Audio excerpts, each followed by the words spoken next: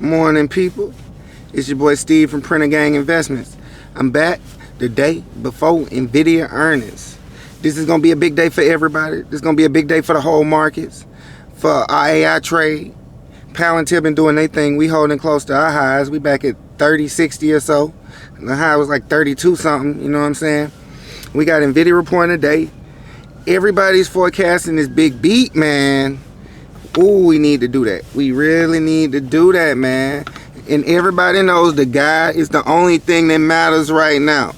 So they better crush that guide, man. The way I see it is, and it's obvious, but I just gotta reiterate, whatever Nvidia do, that's what the market do. Nvidia go up, the market going up. Nvidia go down, the market crashing. So what's everybody doing, people? I got my Palantir shares loaded up. I got my Nvidia shares loaded up. I even got a few Nvidia calls that I've been holding for months now. And this is the make it or break it moment from them joints. Them joints up 300-something%. I could have been took that game, but we going for the gusto with Nvidia this time. You feel me?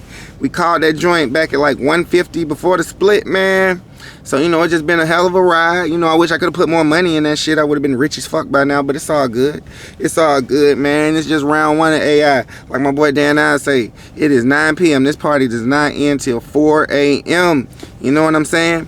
So we just waiting for this Nvidia report. Then we're going to be waiting on this jobs number in September. We got to make it through September, because if anyone knows anything about stocks, September is often volatile as hell. You get a lot of losses a lot of times, you know what I'm saying? So we make it through that. Then we back to Palantir next earnings. And if Nvidia does what they need to do today, I think we off to the races, man. I think we off to the races. I've been looking at new stocks.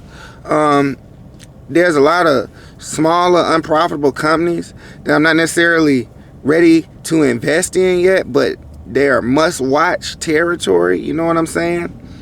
I've been noticing what's going on with some of the stocks like ASTS and Rocket Lab, and you know what I'm saying, is that showing froth in the market. You know what I'm saying? Even though they industry, they doing their thing over there, so I'm not saying they just frothy, but as these smaller stocks blow up like that and we get closer and closer to these rate cuts, we're going to have to start paying attention to some stuff a little different from what we normally pay attention to. Not just the Palantirs and the Magnificent Sevens of the world and the infrastructure plays around that. Not just the Broadcoms.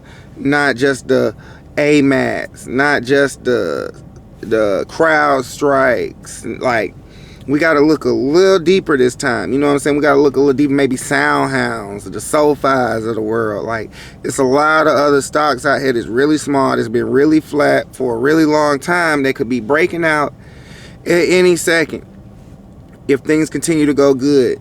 Like, we waiting on this basis point, this 25 basis point cut. I wish J Powell would get bullish and give us a 50, but that probably won't happen. But it's all good, though. It's all good.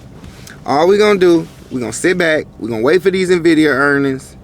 If Nvidia moons, hope you're holding and you keep getting money. If Nvidia tanks, it's probably going to be time to buy unless they come up with some crazy reason and announce massive slowdown, which probably not going to happen. So, yeah, those just my thoughts, man, on Nvidia earnings today. I'm going to be back with another video, give some more thoughts, maybe show some positions, do some reactions or something. But, you know, we just popping it off early morning. It's your boy Steve from Printer Gang Investments. You check me out in the next video. I'm out.